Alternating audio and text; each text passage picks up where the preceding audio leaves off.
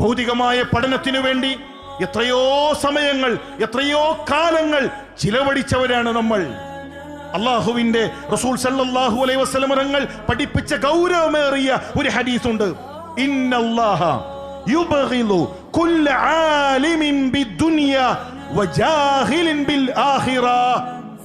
അള്ളാഹുവിന് കോപമാണ്, അള്ളാഹുവിന് കോപമാണ് ദുനിയാവിന്റെ വിഷയത്തിൽ ആലിമുകളായ, ആഖിറത്തിന്റെ വിഷയത്തിൽ ജാഹിലുകളായ ആളുകളുടെ വിഷയത്തിൽ റബ്ബിന് കോപമാണ്.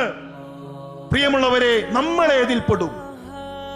ദുനിയാവ് പഠിച്ച് അള്ളാഹുവിന്റെ കലാം അറിയാത്ത, ഖുർആൻ അറിയാത്ത, നമ്മുടെ പരിവർത്തനത്തിന് വേണ്ടി പ്രപഞ്ചനാഥൻ നമുക്ക് നൽകിയ അവന്റെ കലാമിനെ കുറിച്ച് പഠിക്കാത്ത, അറിയാത്ത ജാഹിലുകളാണ് നമ്മളെങ്കിൽ പ്രിയമുള്ളവരെ, റബ്ബിന് കോപമാണ്, റബ്ബിന് വെറുപ്പാണ്.